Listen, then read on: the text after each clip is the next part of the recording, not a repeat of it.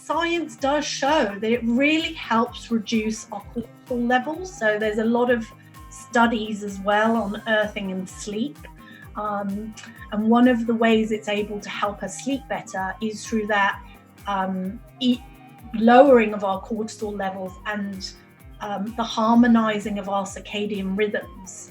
So, those are affected by our melatonin production, our serotonin, all those hormones that are going in our body. The earthing, the rhythm of the earth actually helps us normalize those rhythms. And when we're disconnected, they're all affected. So to sleep earthed at night, you literally you even out your circadian rhythms, you reduce your cortisol, you're able to fall asleep faster, go into a deeper sleep and wake up more refreshed.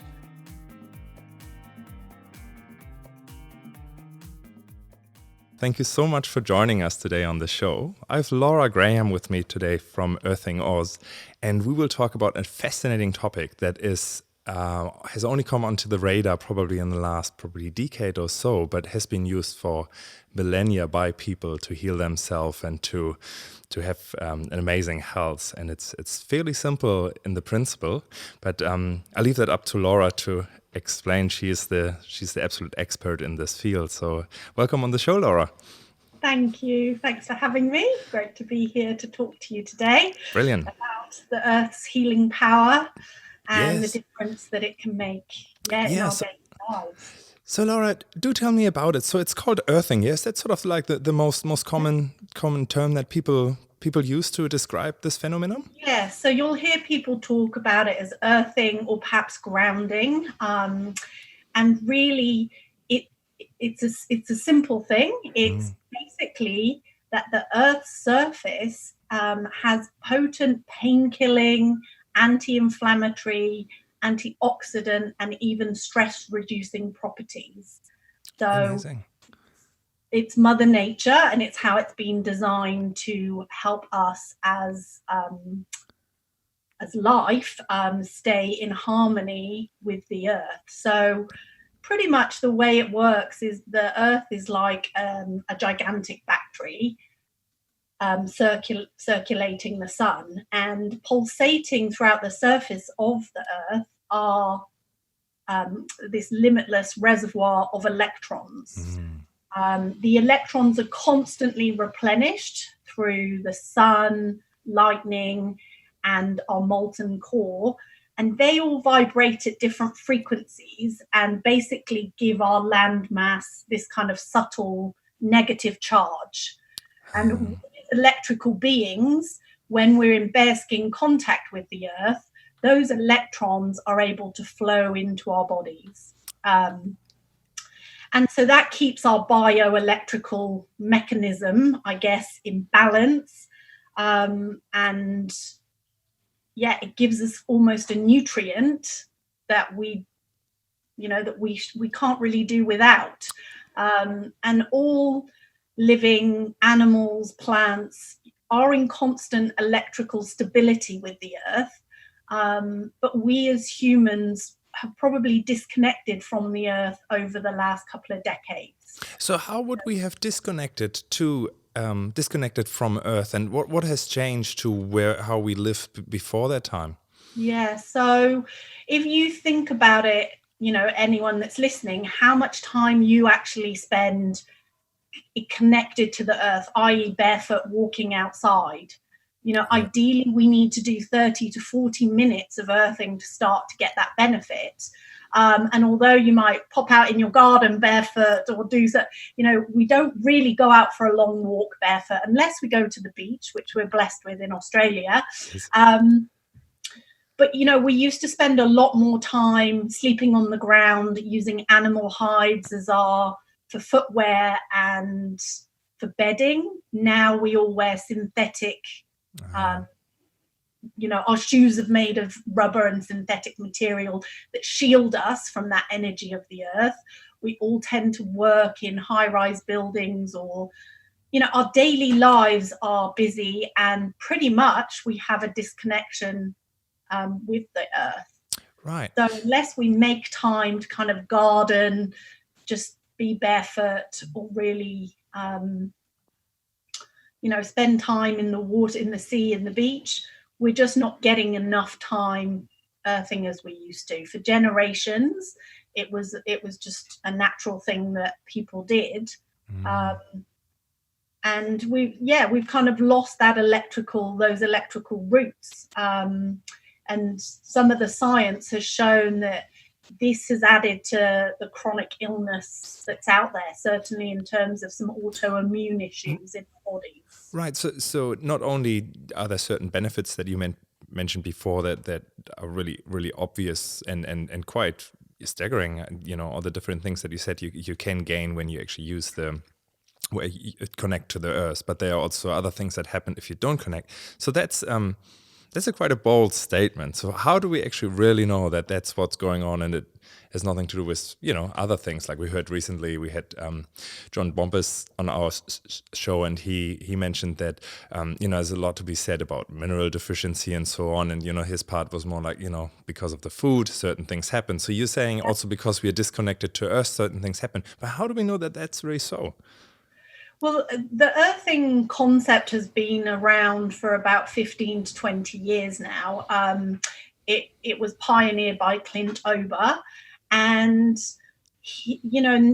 we're 20 years in, I guess, from when he discovered it and started to research and make products and do some testing. And there's been, I'd say over 20 to 30 published studies on earthing and its benefits. So proper peer-reviewed journals that have been published. The science is there to back what earthing does for our bodies. It's not the only thing, obviously, that's causing these illnesses, but it's a contributing factor, we believe, just like minerals and vitamins, as you say, our bodies need. Well, the earth is almost one of those nutrients that our bodies need electrically. That makes a lot of sense. Beings because in the end, the cells in the core do create a particular current, and that's why they use all these minerals and vitamins. And so if you're also saying that the main current that can be produced is basically we are more positive than we are negative, but there are certain benefits of being as negative as possible, and the earth creates that particular pole, the opposite of that. If we don't connect to that, then basically we accumulating positive charge, that positive charge on our bodies, and that has an immune response. Our bodies then produce an immune response, and that leads in free radicals coming into the body and our white blood cell count going up, which is a normal immune response. But if there's not enough antioxidants in our body to cope with that immune response, then that's where the inflammation comes in. These free radicals are looking for an electron or a pathogen to kill. And so if we're constantly getting electrons in from the earth, that satisfies those free radicals. If we don't have enough in our bodies, they start to attack healthy cells, and that's where chronic inflammation can start, and where we see a lot of these illnesses, such as arthritis and Alzheimer's, any form of inflammatory illness. So in the core, and I've talked to Clint some years ago about that, so I get sort of the grips of it, and just double checking with you. So basically, when we have free radicals that get created either because of a substance that we eat, let's say sort of food that is just really acidic, or even acidic thoughts that then create certain circumstances in our cells that are not ideal, and for the body to find its balance again, it needs actually a negative charge here to make it a whole again and balance it out. And if it can't connect to the earth, basically it's stuck with the wrong charge that creates certain dysfunctions in each cell, and then I guess on a larger picture as well. Yes. Yeah, absolutely. Yeah, and these reactive oxidant species that that it ends up releasing will affect our healthy tissue, and that can lead to, you know, early aging, as well as all these other inflammatory problems. So yeah, it's an amazing way. It's an amazing tool. It's the best anti-inflammatory we have. Wow. Literally the surface of the earth. You know, and that's been shown in many of their earthing scientific research that they've done, is to show how earthings, like if you have a wound or some kind of injury, a burn, if you put earthing patches around that injury, they've shown that it will heal significantly faster than if you just leave it. So wow. So what type of injury would you refer to? Like let's say like broken bone or something like that, or more like a broken bone, a cut, a wound, a burn, even people with arthritis. So, you know, it's an inflammatory issue. If they start using earthing patches for a significant period of time, it will make a big difference. So they used these patches in the Tour de France a few years ago to see if it could enhance recovery speed and so there's a lot of research that shows it does help significantly with wound healing, and you feel less pain as well. Wow, so it's almost a first principle in the sense that what alkalining food does in a sense is also giving the body a charge that the body then has to use to do certain things to the cells. So if I understand you right, then this is a quick and direct way to get this charge into the body. Yes. And it makes a difference if you then touch the earth directly where the problem is. Yeah, so the earthing patches, how do they actually work? They're a particular sort of So it does seem to make a difference as to where you channel the earthing if you do have pain or an injury. So earthing at nighttime is great. So you can get an earthing or some kind of product for the bed. Now that's a large plane to let the electrons come into your body while you're resting. However, people with specific injuries do find that if they put a patch there during the day as well, so they're earthing as much as they can, it will start to make a huge difference. So if you put a patch on the bottom of your foot, but you've got an injury up by your elbow, chances are you might not notice a difference to your elbow for quite a while, because the body will probably start absorbing those electrons and say, we need them here, here, here, here.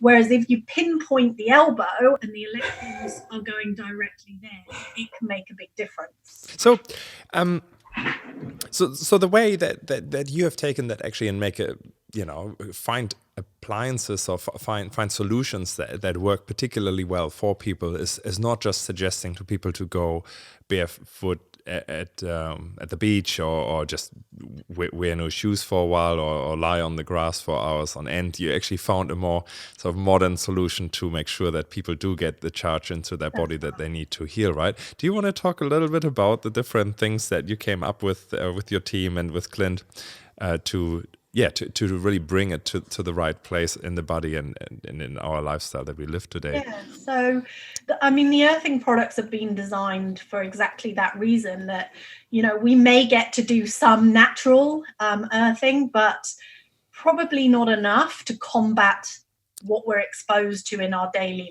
life. So the idea is that the earthing products are all very conductive. They're either made with silver or with conductive carbon. And these products you can use in your home or at your work, so that really you could almost try and earth yourself 24/7. Yeah. And each product has to be connected with a cord to either a grounding outlet in your building or with a grounding rod directly into the earth. Okay, so just for people who might not know what a grounding outlet in their building is, what are you referring to there? So we're referring to a power point. Power point, because one of the three plugs, and depending on which part of the world you're in, is actually a grounding one, and it has to be legally, right? But the great thing is that is actually a connection normally at one point outside, and connects to the earth. Yes, so there'll be a big grounding rod going into the earth, and that's where you'll be connecting all those outlets to. So the earthing plugs themselves only have one working prong, which is the earth prong. It's metal. You'll see the other two prongs on an earthing plug are plastic. So you're not conducting electricity. In fact, you can have your electricity switched off. You're literally connecting to that grounding rod so that the electrons are coming straight in through into your body through the product. So at night time, there's different solutions. There's either the earthing sheets that you can sleep directly on. Yeah, love those. Those are cotton sheets with silver fibers woven through. Fancy. Very nice and comfortable. You don't notice they're different, different to any other sheet. Or there's a new solution. It's only been out for about a year or so, called the earthing sleep mats. And they actually are conductive carbon, and they go over your mattress. So you can then use your own fitted sheet over the top. Great. Have that effect. They're very powerful. So that connection with your body heat and moisture means that you're still earthed all night. Wonderful. And then there's pillowcases as well. Some people, particularly people who suffer from migraine or acne or other issues, will use the pillowcase. Again, it's that point of where the electrons are coming in. They find that works better for their bodies. And we also have something called a recovery bag, which is like a sleeping bag, and it's all earth. So you're encased really in the earth. So that's great. Again, for athletes, we had a lot of the Tour de France using the recovery bags. And if you travel extensively and you need that kind of help to get over jet lag and also the exposure of, being in an aeroplane these days, they've got Wi-Fi and everything else on, the recovery bags are brilliant for that intense earthing at night. And then during the day, the main product that we all use and most people use are the universal mats. So they're very versatile. You can take them, put them on a desk, use them by a computer, put them on the floor for your feet. You can take it back inside and sit on the sofa while you're reading or watching TV. So those can be moved around easily and used whenever you can. Right, so that's in a sense you extend the earth to wherever you are by using the power plug's earth connection, and use a conductive wire of copper or so on, and move and connect wherever people are sleeping on, or whether they sit so on, to have always that connection to earth, and therefore feeding the body with the electrons that they need, that the body needs to find its balance. Exactly. And the great thing about earthing when you're at a desk or in an office situation is that you're surrounded by equipment, normally computers, printers.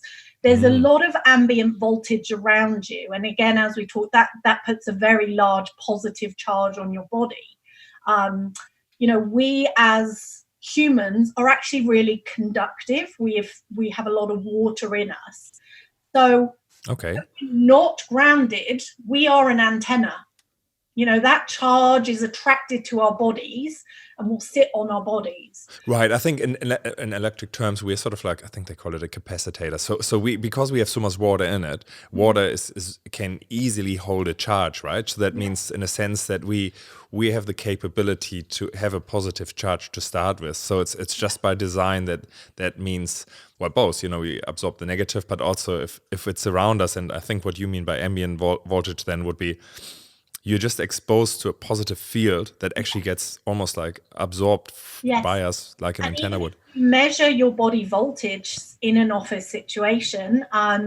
You'll see that your body voltage would probably be 0.03 stood outside in nature. Very, very low amount of voltage in our bodies. And in an office, you'll probably be over 1 volt, which is actually quite high and stressful on the body. It's probably at the end of the day why people start feeling really fatigued, and down, sore heads. The body is fighting all that voltage that's sitting there. And if you plug in your earthing product and you then are touching it and you measure your body voltage, it will pretty much go down to what it is if you're outside in nature. It's a huge drop. Yes, I have seen that I've seen that many times. Actually, people would measure what they're holding as positive charge in the moment, and at the moment where they would touch earthing product, whatever connects them to earth, it drops. Yes, it's quite like within a couple of seconds. Yeah. So it's a great added benefit. We never say it's the main benefit of earthing. Really getting those electrons into the body is why we earth. It's almost like a preventative medicine, and it's great. It's great for our overall health. But yeah, as I say, an aside benefit, certainly in the office situation, is that reduction in your body voltage. That's amazing. And we have another new product on our website now called the Earth Strap. And it's quite exciting because it's a small strap that you can put around your shoe or your trainer. It's quite discreet. And it earths your shoes when you're out and about. I see. I can imagine how that is. Yeah, right. So that makes sure that your shoes underneath are conductive, and then they lead it into where you touch it with your foot. Yeah. Yeah. So we always have used and supported Earth Runners in America. Yes. They're brilliant, and I've owned numerous pairs of them. They're great, and obviously you're barefoot. They're a sandal, and you're always going to be barefoot. Yeah. Even in Australia, it's hard to wear them all year round. You get cold and you have to start to wear trainers and boots and shoes. And so these earth straps are designed for then. You basically connect it to the bottom sole of your shoe and you put it right inside. And even through your sock, again, once your foot builds up some heat and moisture, it's conductive. And the feet are really receptive to the uptake of electrons. Obviously, we walk, on the earth through our feet. They're designed to be a point at which the electron uptake is sufficient. So wearing those earth straps is a great way in your everyday life of making sure, even when you're just on the go from home to the office, if you're walking over grass, concrete, any natural surface, at least you're earthing in that time. Yeah. Oh, it's such an interesting topic I found, because it's so, if you think about it, it's a very insignificant thing you have to do compared to, take this pill at 9 o'clock and then this pill at 11 o'clock, it's just like, just touch the earth. And the conundrum or the problem that I see with something that is so simple is that people can't believe how significant it is. Yeah. And I think to put it in perspective is, well, if we think about us as sort of more an animal thing, a creature that has been around for thousands and thousands of years, whenever we came really here, we've always touched the earth, and that has given us a particular balance, and we have created a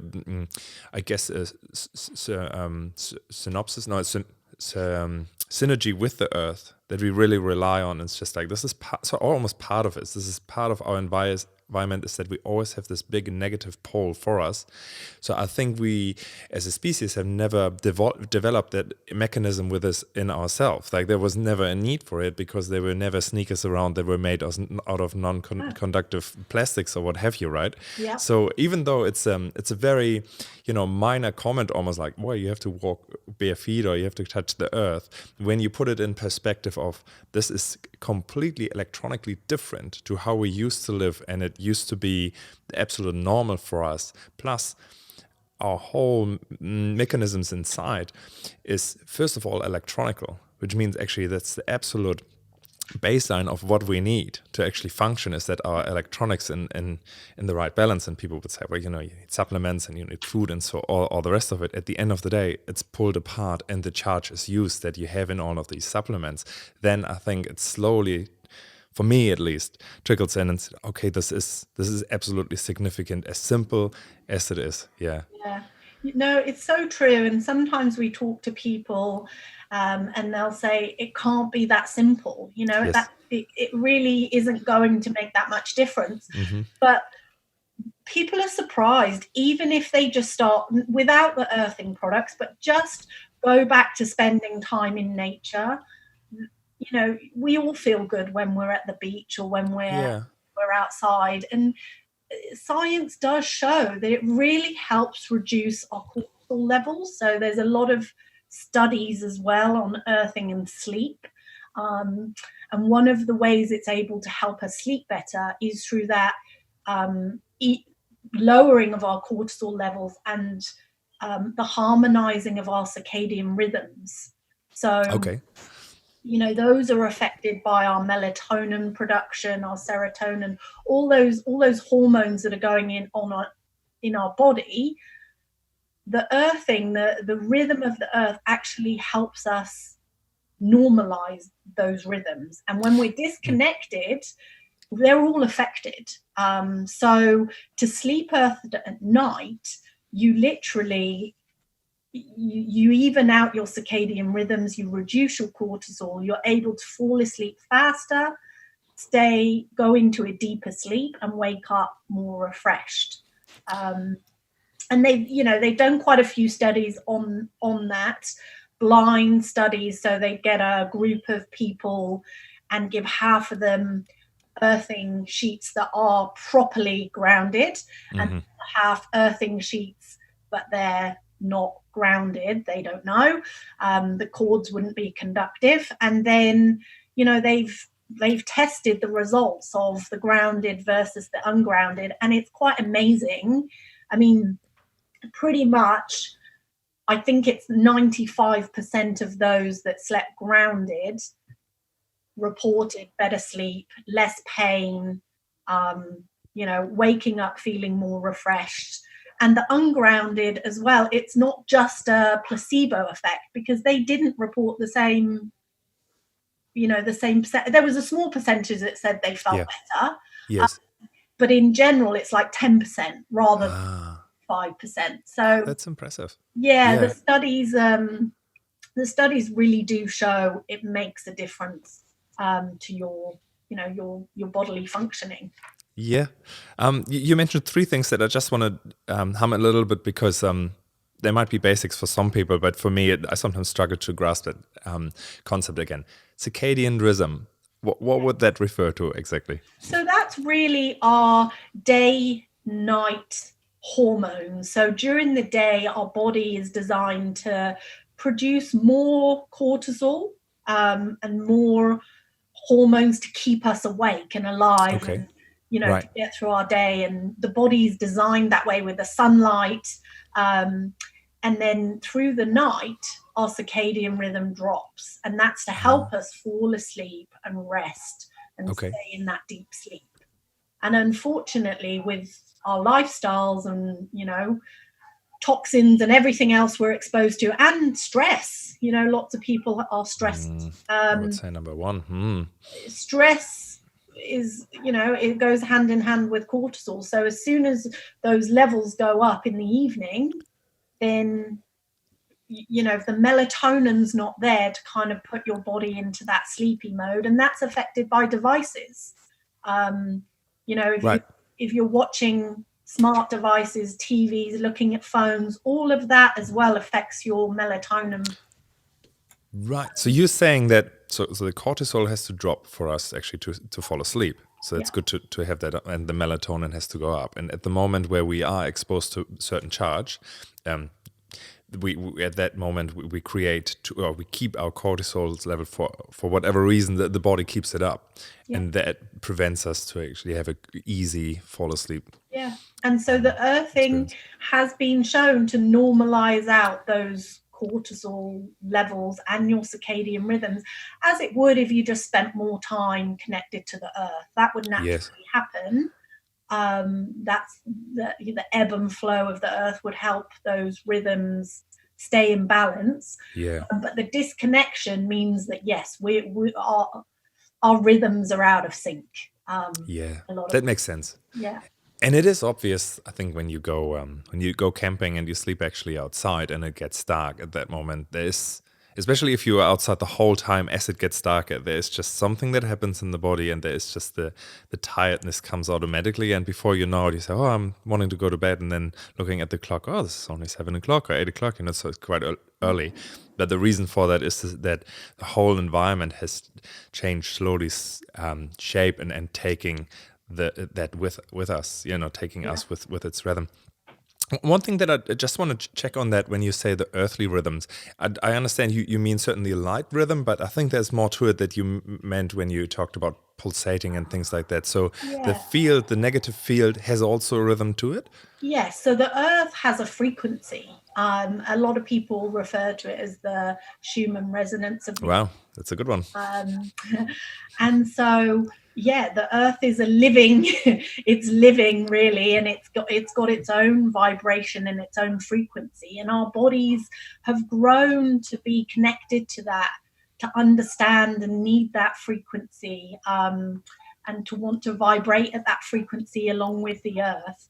And obviously, with all the electromagnetic fields that have been created over the last 20 to 30 years, with all the digital devices and Wi-Fi, these man-made electromagnetic fields, they really have a big impact on our bodies. It's almost as though our bodies can't vibrate at the Earth's frequency because they've got so much of this radio frequencies and low radio frequency coming onto the body and disrupting our normal rhythms. The pineal gland in the brain as well is very in tune with the Earth's frequency, and when that's disrupted, it causes neurological problems. It can cause, again, it's serotonin, dopamine, melatonin, all those things the pineal gland controls. It's all affected. I see. So putting that sort of very simply, we got a frequency again that is external from us, or like the timekeeper is really the Earth rather than our body again, to a certain degree, and the more we check in with that particular with that frequency and with that charge, the more for our body falls into its normal functions and its normal rhythm, and certain things just work so much better when we are in check. So at the moment where we're disconnecting, and if I think about it, some people probably get up in the morning and the only time they really touch the Earth is when having a shower, or washing their hands, because water is conductive and touches the Earth at one stage, whereas otherwise they walk on carpet, they are in their car with tires that stop the charge from happening as well. Going to work, they are under a lot of electronic devices influence as well, so they even increase the charge as well. So there's really like a mixture going on. We don't check in anymore. We don't discharge the positive and absorb the negative. So that's not happening. And on top of that, which is also something that hasn't happened before, we actually absorb so much more because there are so many more sources for the positive charges out there, right? Yeah, absolutely. And certainly these EMFs that we're, exposed to now, we live in almost a sea of radiation. We can't escape it. Even electromagnetic frequency that is coming from man-made. Yes. Okay. Yeah. Yeah, the man-made stuff. Even if within your own house you take precaution and you hardwire and you don't have Wi-Fi, you don't have smart meters, you put all your devices on airplane mode and you think, great, my house is a safe zone. You're surrounded. There's cell towers, there's next door neighbors' Wi-Fi, other people's smart meters. There's talk of 5G. If that happens, it will mean there's going to be far more cell towers placed closer together. We really can't escape it. When we go to public places, there's free Wi-Fi. It's surrounding us. So it's more important than ever that we really do ground ourselves, and we also take precaution around those electromagnetic fields and do what we can to help our bodies. What are the main sources for these EMFs, this electrosmog, and what are the precautions that we can take to reduce that exposure? So anything that you use that's a digital device will produce high levels of EMF. So your Wi-Fi, your mobile phone, smart meters, baby monitors. Really? Baby monitors even? Baby monitors, they're a wireless device. And as much as you want to hear if your child wakes up, we really don't advise using them. They're just going to literally be emitting that pulsed radiation right where your child's sleeping. They're cordless phones. The old-fashioned phones are far better to have. Cordless phones are almost as bad as a mobile phone in terms of the EMFs. So the idea being that really you limit your use of your wireless devices, or certainly when you're not using them, you put them on airplane mode. Your Wi-Fi at night, it's a must. It's a button. Yeah, and it's so simple too, right? You can schedule it. So you can just say like after 11 o'clock, whenever you go to bed, it always switches off and it only switches on in the morning whenever you need it. Yeah, I've certainly done that because it's a very simple thing to do. And when you get in the habit, it just becomes, you don't even think about it anymore. It's just something you do. Yeah. I mean, even better, obviously, is if you can hardwire your home. But that's not made easy for us these days. Everyone wants to put Wi-Fi in and smart meters. Obviously, it's great if you can avoid getting one. If you have already got one, then we all use something called the Blue Shield product in our homes. And I mean, we've just been talking about frequency. The great thing about the Blue Shield is that it emits its own frequency, so it works off power, but it's a natural scalar energy or frequency that it's emitting. So our bodies naturally understand it and want to resonate with that frequency and ignore the man-made frequency. So it helps our bodies strengthen and recover around these EMFs. We should just create transmitters, Wi-Fi transmitters that use that type of frequency. I've heard before that people were saying, where it would have been actually possible to all electronics run them on a frequency that wouldn't be harmful. So we would still have the comfort of all that technology, but it would be way less harmful or even not harmful at all if we would have gone down that route. Surely that must come at some time. I mean, Nikola Tesla was, instrumental in that he showed how you could harness and use this scalar energy for communication. So, I've got no doubt it's possible. Whether telcos, governments in control will ever go down that route.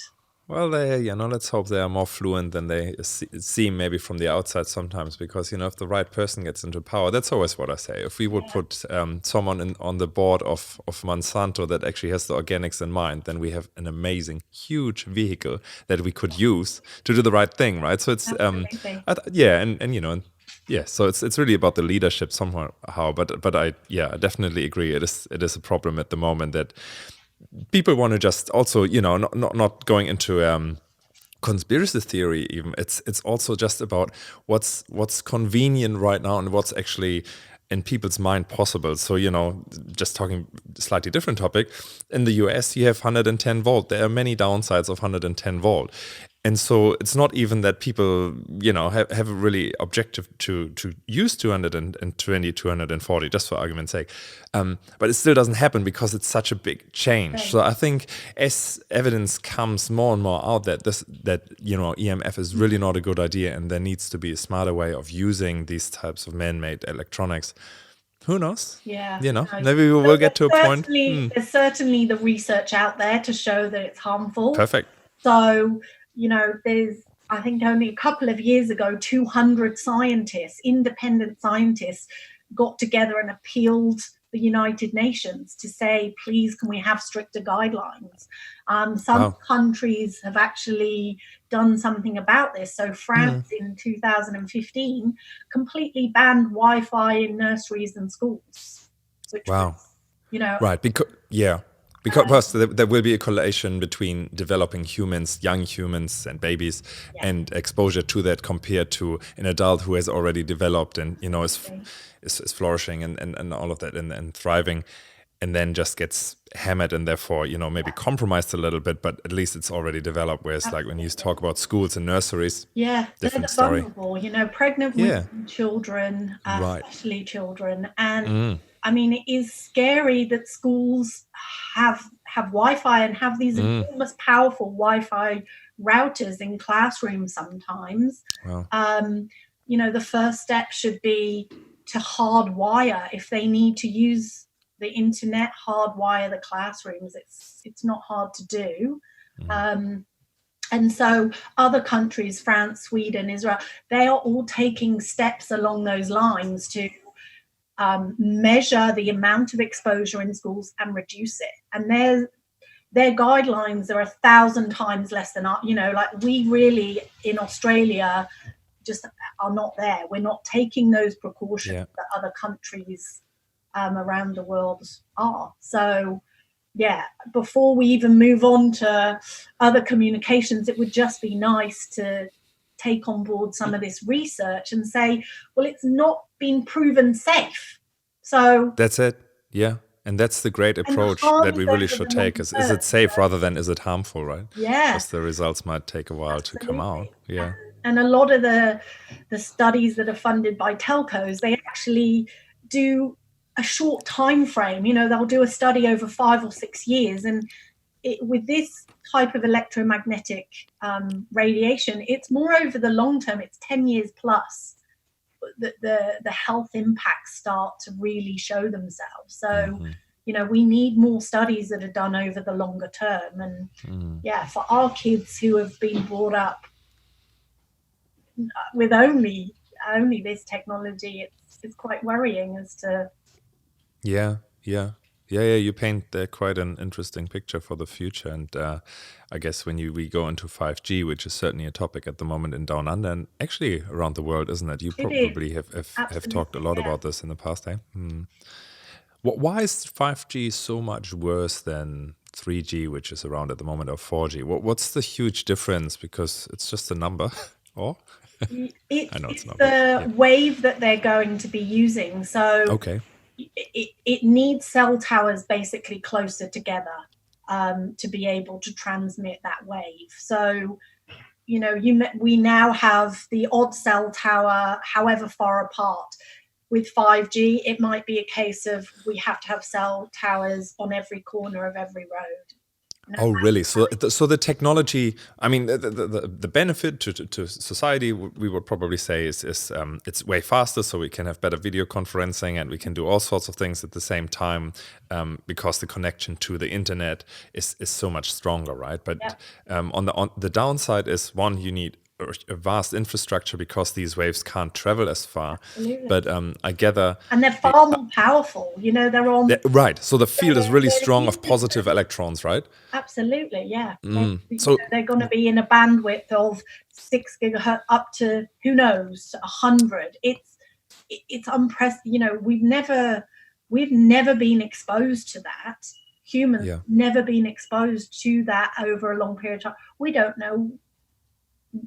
know what it's going to do. Yes. So you're saying, coming back to where we started, our body wants to be in a balance and wants to have a particular negative charge. We are surrounded by EMS right now as it is, and it increases our positive charge, which stops certain bodily functions to work properly and definitely brings the whole defense of the body down.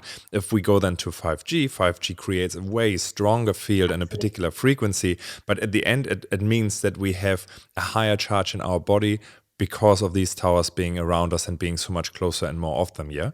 Yeah, and it's not even just a charge, it's a biological effect on our cells. So EMFs, even using the technology we use now, as I was saying, there's a lot of research out there to show it's already affecting fertility our DNA, cell mutation, heating of skin and nerve ends. There's already, major impacts it's having on our health, let alone going to something like 5G. I read something about, there's a percentage of our population that are electro-hypersensitive already. I've met them. And 5 to 10% of the world population. And, these people are like the canaries out there. They feel it. They can be in a room, and if someone walks in with a mobile phone, they know instantly. They know. They don't even have to see it, right? And I read somewhere that they will predict that the level or the percentage of population is going to increase to 50% of people will have some symptoms of EHS in the next 10 years. I mean, it's massive. It's beautiful, though, that our species is like that, because it just means that it doesn't let itself, and it doesn't let us down. It actually shows that there's certainly something, if you want to see the positive about 50% of our population being hypersensitive, it basically really flags it and says, look, you have to do something about this. This is not the way to do it. Of course, it's terrible. In a way are taking the precautions that most of us are not, The average person out there is using these devices, never switching off Wi-Fi, just exposing themselves long term, whereas the EHS people are living very differently already. So yes, you're right. It's amazing that if you want to give it a positive spin. But just one thing that you said that I was interested in is you said that, okay, it's a positive field, and that's what I was sort of summarizing there just to get the full picture. But you were also saying that the frequency does something.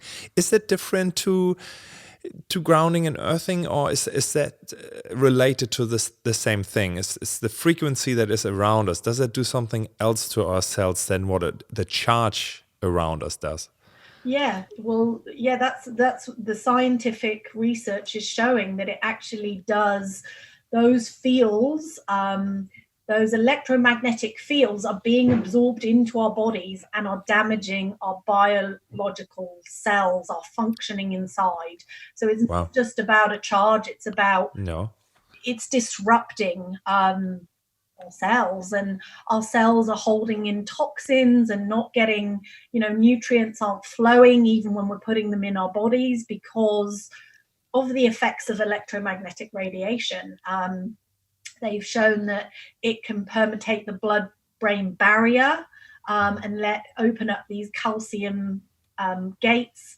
It's disrupting us in a lot of ways. So earthing itself can certainly help in terms of, as we've discussed, connecting you to the earth, bringing in electrons in the body anyway to fight the immune response that our body is experiencing daily, and to help release our body voltage. And our bodies, when we connect to the earth, we almost connect to the earth's potential. So our body is actually able to reflect some of those EMFs. Now, certainly, we don't think earthing is enough in general to protect you all. That's what I wanted to know. Right. Okay. It helps, but we still need to reduce EMF at the same time. Yeah. Okay. Yeah, that's why, Earthing Oz as a business started out with earthing primarily, and then very much became aware, we have lots of sensitive customers, and they need other products as well, products that will help minimize their exposure to EMF, such as, cases for your phone, chips for your phone, the Blue Shield technology that you can carry around with you, and it's sending out that positive frequency that the body needs. The body understands and can use to let the body release toxins and almost heal itself in the presence of EMF. So yeah, there's product out there that can help. But obviously, our advice always is to just minimize exposure wherever you can. Yeah. I can see that. Yeah. And yeah, it makes a lot of sense. the infrared saunas that we sell, that certainly creates a particular frequencies, and of course they're EMF and ELF free and all the rest of it. But on the other hand, some people like the convenience of using Bluetooth. Other people say, look, I prefer to use just wire, and at that moment the Bluetooth automatically switches off. And these things are important and luckily requested as well. It's much easier to produce something that people want rather than pushing it on them, knowing this is good for them. Talking to you, that really makes me want to definitely make sure that everyone who's working in our company is when using the computer is grounded. And I've seen really simple products that you have that basically what they do is when you rest your fingers in front of the keyboard, you're touching there, so you don't have to wear a wristband that is hardwired, which can be, I don't know, I'm sure I remember using it and then getting up and and pulling the whole computer with me or wherever I'm connected to. But these types of things, because I think as you said, like the band that you were talking about for the shoe, that's great, and that's just so human after a while to figure out a really smart way of doing it. So I can see like a mat under the sheet is an easy thing. You don't have to think about it. You just ground it whenever you're in the bed. That's amazing. And I think it should be the same as when we're in the car, we just should be connected in one way or another. And I know there are devices too. And it's just bringing that consciousness to life, I guess, and being really aware of that. I think where it becomes tricky is when you want to reduce something that is so common and it's just the common way of doing things. It's a common way to carry your phone with you, and it's not so common that you get sold a harmonizer for the frequency of your phone at the same time where you buy your phone. It should be. The telecom companies should just say like, oh, actually, we should build the telephones like that they have it in it. They should. They should just have those inbuilt chips or natural minerals that they can actually reduce the radiation coming out of these devices. So obviously there needs to be some radiation or it won't connect to a cell tower. So you can't restrict all of it, but certainly we don't need them to be at the level they are. Interesting. You read, even nowadays, I think the phone companies are sending text messages to people telling them that their phones do produce radiation and they need to be kept a certain distance from your body. They're starting. Wow. Yes. It was always in the settings in your phone, but very hard to ever find in some kind of legal setting. If you really looked, you would find information. However, the companies, I think, as a way of protecting themselves from future lawsuits, are starting to send that information out. Interesting. Yeah. So that, they tick the box, and you might read it and say, oh, you shouldn't put your phone too close to your body. Well, if you talk on it, everyone puts it to their head. So I know. That is, to me, a big no-no. That's the first thing everyone should stop doing, is holding a phone to their head. You either talk on speakerphone or with air tube headsets. So great. I love them. Yes. Use air to pump the sound into your so no electricity next to your head at all. And, great. Or a case. We sell safe sleeve cases that have shielding on one side. So the side that you hold to your head. Your microphone's actually at the bottom of the phone, so you can still hear. It's a weird concept when you hold a closed case to your head, but you can hear, talk. The signal can still transmit out of the back, so you're not stopping all radiation, but you're blocking, that harmful absorbed radiation that's causing so many more brain tumors. Wow. The stats on that have gone crazy over the last 10 to 20 years. It's amazing. Yeah. Oh, wow. That's so interesting. Yeah. And I know that you were willing, and I really appreciate it, to actually share a guideline of how to reduce the EMF exposure in your environment with us. So thank you so much, because I think that will be a great resource for people to just download and have a good look of what they can do right now, right? Yes, look, we'll include that. Some top tips on ways to reduce your exposure that are free. There's simple things that you can do every day without even having to buy products. So I love it. Great. Laura, before I let you go, we have 3 questions that we ask every guest on our show, which are not related to grounding, but are more around life. So the first question is actually, what are the 3 things that get you out of bed every morning? All my kids. Yeah. They're the first thing to wake me up. Yeah, same here. So, yeah, look, I love what I do. I have a passion for my business, and I almost can't wait to get started every day. I certainly didn't used to feel like that when I worked in the financial sector for 20 odd years.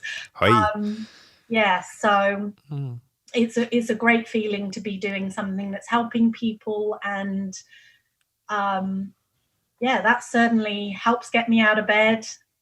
Other things are, I love to exercise early in the morning. If I do any exercise, it's first thing. So I often like to get up. I'm blessed by living close to the beach, so I'll often start the day with some earthing on the beach. Yeah. It's not too cold.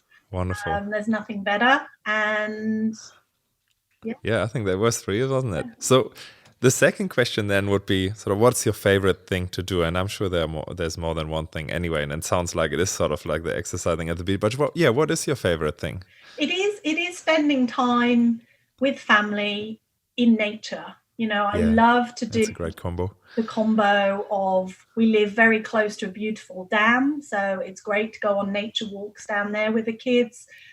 Blessed with the beach as well. And with friends, I think that combination is really where we get our release and, our fun. So life, Beautiful. There's got to be, that nice balance. Yeah. Oh, I love it. Great. And the last question is, why do you think we are here? Humans. It's a very big question. In fact, my 5-year-old asked me a similar question. All right. Yeah, the other night, and I was a bit stumped answering him as well. He actually asked me who was the firstborn. Yeah. Why was someone born, and why is it not still dinosaurs? Yeah, how? Look, it's an interesting. It's a big topic to think about, but I think we're here to improve the earth that we live on, and to pass knowledge down, and to hopefully future generations live a lot more of a natural, in tune with the earth lifestyle, and bring great things and awareness and knowledge that I don't think our species has quite got to. I think there's a lot of evolution to come, and we're just part of that process, I think. Here's to that. Thank you, Laura. That's beautiful. Yeah. Let's look forward to that. And, we can see that. And your company is no exception to that. You're doing exactly that. You're making people's life a better place. And, the evolution is coming through that for sure. So thank you very much for coming on to the show, Laura. I'm sure we will have you on again to talk about this topic. I think it's vast and it's so important for sure. Yeah. And thank you very much for sharing those tips as well. I will say a little bit more about those resources in a moment. So you have a good day, and I shall see you again. Thank you.